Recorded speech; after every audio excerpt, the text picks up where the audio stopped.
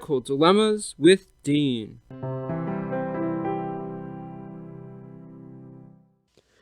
Welcome to Medical Dilemmas with Dean, the podcast with stories about the highs and the lows of going through medical issues.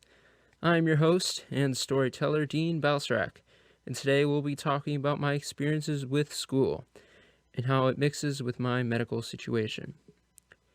If you are listening, have had any sort of medical problem and have had to miss school, then you are likely familiar with how stressful it is to sit in the hospital or at home recovering and miss school. Now, I know what you're thinking. Dean, isn't it like every single kid and teenager's dream to have the perfect excuse to skip school? Because, the school is not going to argue with you over someone saying, oh yeah, I was in the hospital for a week. And I mean, of course, you would be right. That would be like the perfect excuse for any kid. And, maybe I'm just not a normal teenager, but it stresses me out so much to sit in the hospital bed and miss hours of class time, a boatload of assignments, and tests and quizzes galore.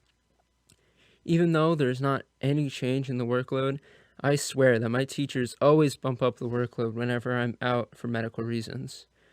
The stress that builds up sitting around and watching assignments pile in makes even 1 or 2 classes seem like 5. I was not introduced to this stress until high school, since I was fortunate enough to go through middle school with a very minimal amount of medical issues. When I had my first complication my freshman year of high school, I didn't actually think much of it. I started having symptoms of a biliary clog, and one of those symptoms is a fever, and I started to get a really bad fever first period of school, and I started to get the chills, and I was shaking really bad, but, I I didn't think much of it, so I was just like, whatever, I'll just ride it out.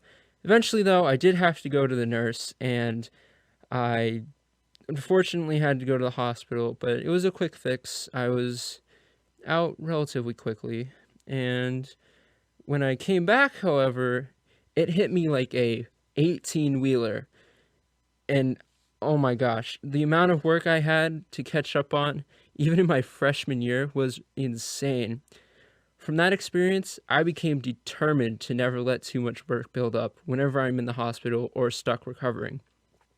Every single hospital stay after that, I would start doing as much homework as I could, sometimes literally the day after a procedure was over. The good news is that after doing this, I can definitely tell you that I've learned that this is not a good idea. The added stress of trying to do the schoolwork on top of trying to get better physically only makes the recovery time longer and even more difficult. I mean, granted, of course, sitting in a hospital bed recovering is never fun, but stressing about and trying to do the homework and even test sometimes. Yes, I did actually take a test from an advanced placement class in the hospital once. The quality of the schoolwork that you produce is not going to be nearly as good as it usually is. And trust me on this, no matter what you may think, doing even the simplest of tasks from the hospital bed will be much lower in quality and drop your grade no matter what the class is. It was very difficult for me to learn how to manage this stress and get through my schoolwork after I'd been in the hospital, but I did have another opportunity to manage it during my junior year of high school. This time, I was also aware of and ready to use my 504 plan to give myself more time to complete work. A 504 plan is a really useful tool for anyone going through medical complications while also dealing with school issues. Basically, what it does is it requires the school and your teachers to provide extra time for you, the student, to catch up on work that you missed due to a medical emergency or problem. At first, I was hesitant to utilize the plan since I thought it meant that I was not smart enough or dedicated enough to get my work done on my own. And if I had just missed any normal week in school, I definitely would not have been in as much trouble. Maybe, I miss a test or two, some quizzes, naturally some homework assignments, but no. My bile ducts decided to clog and give up on me during midterms. That's right, I missed all of my midterms. Not one, not two, ladies and gentlemen, not even 4 or 6. I missed all 7 of my midterms. This revelation came to me about halfway through the week, and I began to panic. I immediately emailed my guidance counselor and asked if I would be accommodated for with my 504 plan, since it, and keep this in mind, everyone, I'm going to let you in on a little secret, it legally obligates them to accommodate for me. My guidance counselor said yes, of course, and that we would all figure it out together when I got back from the hospital, which was a huge relief. I still had my mom bring me my notebooks and textbooks from home, though, and I started to study a little bit, but not a whole lot, because I figured, that it was going to be taken care of and everything would be smooth sailing. However, this is medical dilemmas with Dean, not medical miracles with Dean. And even though that would be some A+, 10 out of 10 alliteration, all of my English teachers would be very, very satisfied. My doom was yet to come. I recovered well the rest of the week, and I was released to go home. I immediately emailed my guidance counselor about making up the midterms as soon as possible, because I had so many to do, and I wanted to get them done quickly. I got an email back saying that, again, I would be accommodated for, and we developed a plan on Sunday. The plan went like this. On Tuesday, I would take the first 2 midterm tests I wanted to take after school in my guidance counselor's office, and then repeat this every day for the rest of the week until all of my tests were done. I know that this sounds like a stressful week, but I did not want the test to go into the next week. That initially just wasn't an option for me. For confirmation on the plan, I emailed my counselor again on Monday and asked if it still worked for her, but the email I got back was not what I expected.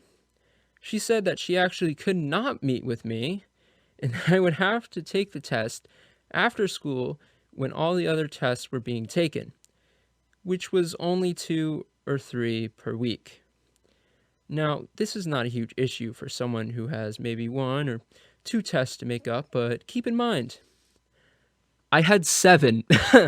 For me to make up with that plan, it would take me over a week, maybe even 3 weeks to take up all 7 midterms. And oh my gosh, that was not a fun day.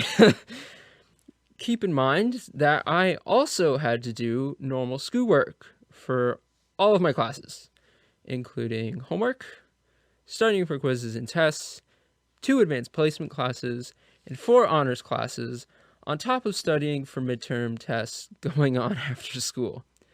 To put it simply, it was going to be a rough week. And I laugh now, but that was likely the most grueling week I have ever had. And despite the lack of accommodations and the insane workload, I was still able to pull through, and I passed all my midterms. Now, I could say that I learned how to stay determined and motivated during this time of adversity. But, which is true, but it is, a little obviously cliche, and it is likely to be the next plot of the Disney movie that comes out soon. The thing that I learned and took away from the most was actually the fact that you have to advocate for yourself and speak up about what you need, especially when it comes to medical issues. For me, I could have advocated for myself more under the 504 plan.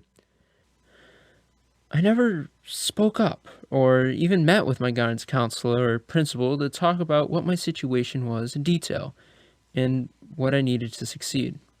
For anyone who is listening and has to juggle school and hospital visits or stays, I cannot stress enough that you have to advocate for yourself to your school.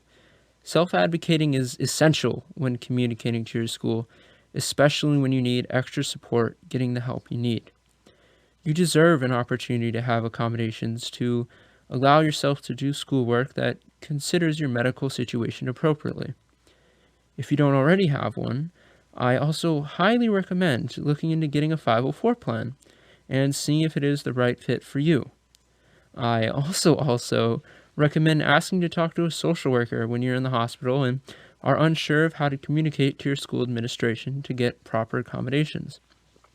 Personally, I talked to a social worker when I was in a particularly longer stay in the hospital, and she helped me and even my parents out a lot with the social aspect of having to stay in the hospital for long periods of time and how to communicate with my school and get the proper accommodations I need.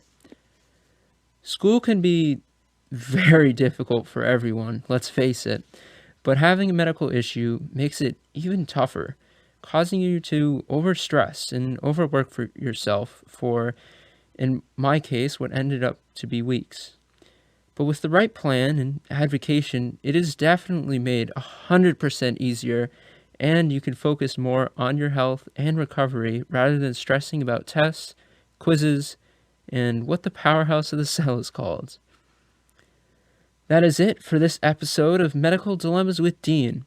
And if you immediately thought, oh, the mitochondria is the powerhouse of the cell, then congratulations! I don't know why I know that so vividly either.